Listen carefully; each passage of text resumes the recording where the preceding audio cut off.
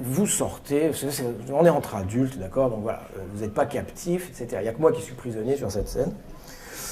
Et donc voilà. Donc on va commencer cette histoire. Alors je vous propose de commencer par un petit problème d'arithmétique. Prenez vos ardoises.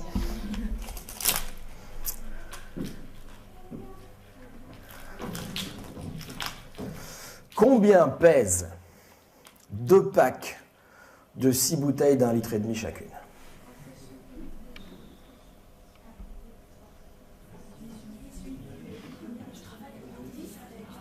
« 18. Bravo. Bravo. Il y a d'autres départements où il y a des gens qui disent 12, je vous le dis. 18 kilos. Mesdames et messieurs, mon père est mort le 2 décembre 1999 en essayant de remonter 18 kilos d'eau de marque Volvic sur les 5 étages de son HLM. Il était cardiaque, et alors on lui avait demandé de surtout ne faire aucun effort.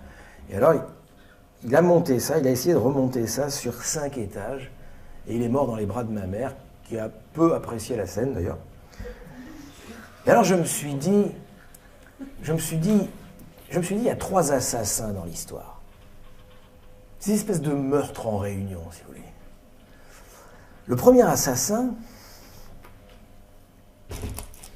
c'est le mec qui a construit le HLM dans les années 60 et qui a estimé que ce n'était pas la peine de mettre un ascenseur.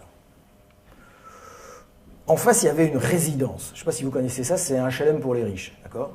Donc une résidence, c'est comme un HLM, sauf qu'au lieu que ça soit du parpaing de béton, c'est de la pierre de taille, et il y a un ascenseur. Bon, voilà. Et des moquettes dans l'entrée. Voilà. Et donc, en face, il y avait un ascenseur.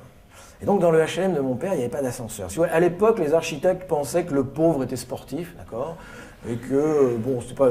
Voilà, ils aimaient bien monter en courant avec un jogging jaune, leur truc et tout ça.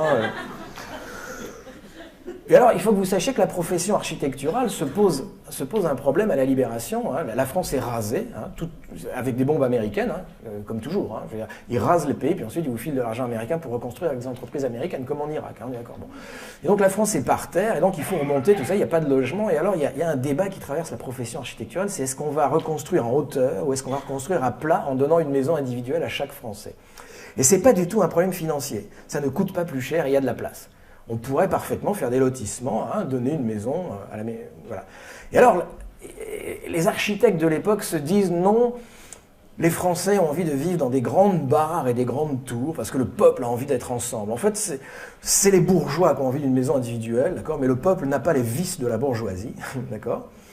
Alors l'architecte, lui, a une maison individuelle, on est d'accord. Bon, Et donc ils ont décidé de construire en hauteur des tours et des bars.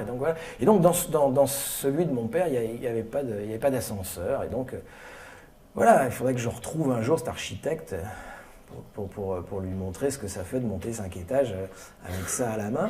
Alors, le deuxième assassin, c'est Monsieur Volvic, enfin, ou Contrexéville, ou Vittel, d'accord, ou je sais pas, ou Cristaline.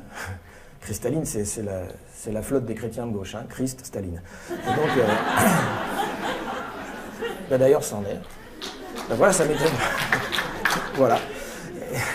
Ça m'étonne pas du tout que la MRJC ait acheté de la cristalline. Et donc,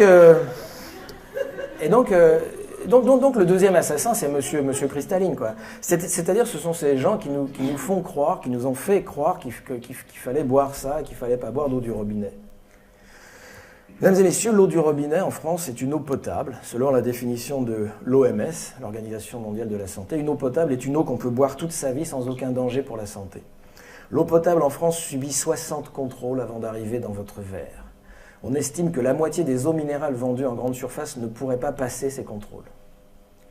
Cette eau-là est une eau extrêmement dangereuse à boire en grande quantité. Elle est trop minéralisée. Il faut en boire pas plus de 2 fois par semaine. Okay, nous pissons dans de l'eau potable, nous chions dans de l'eau potable, nous lavons notre voiture à l'eau potable. La seule chose qu'on ne fait pas en France avec l'eau potable, c'est de la boire.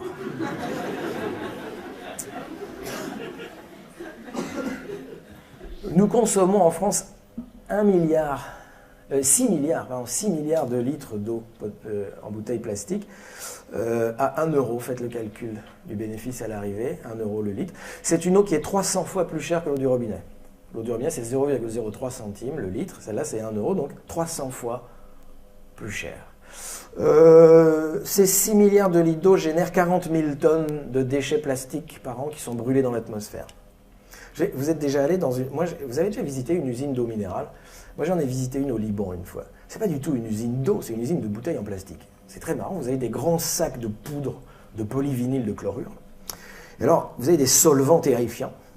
Alors, on mélange cette pâte, avec des masques et tout. Et alors, cette pâte passe dans des tubes, d'accord? Elle arrive dans des moules en forme de bouteille. Là, il y a une surpression qui envoie le plastique sur le bord. C'est brûlant, c'est tout gluant, d'accord? Et puis là, in fine, vous avez une source qui refroidit le truc, qui solidifie le plastique, et là, on met un petit bouchon. Les fabricants de bouteilles plastiques disent qu'il n'y a aucun danger pour la santé. Les pharmaciens recommandent pour les nourrissons d'acheter des bouteilles en verre. Et les écolos, qui sont des chipoteurs, considèrent que le foie fixe mal les fibres de polyvinyl de chlorure, mais bon, c'est bien longtemps qu'on ne croit plus ce que racontent les écolos. Bon, bref. Et donc moi, je vous fais une proposition. Ce soir, quand vous rentrez chez vous, finissez une de ces bouteilles, et puis, au lieu de l'acheter, fermez les fenêtres et brûlez-la chez vous.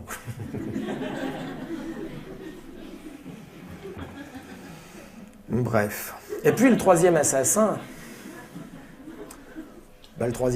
c'est évident.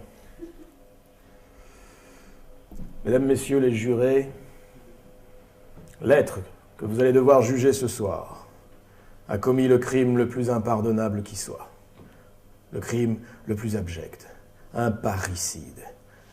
Oui, mesdames, messieurs, vous avez bien entendu, cet individu a tué son père. Comment l'a-t-il tué? L'a-t-il poignardé? Non. L'a-t-il tué à coups de fusil? Non. L'a-t-il attaché au tuyau d'échappement de sa Xantia XLS, un lit 8 gris métallisé? Non. Non, il a utilisé un stratagème bien plus ignoble, bien plus abject, bien plus lâche. Il n'a pas réussi son ascension sociale. Il n'a pas appris ses leçons à l'école. Cet être abject avait un père remarquable, comptable exemplaire dans une petite entreprise. Son père lui avait demandé une chose toute simple.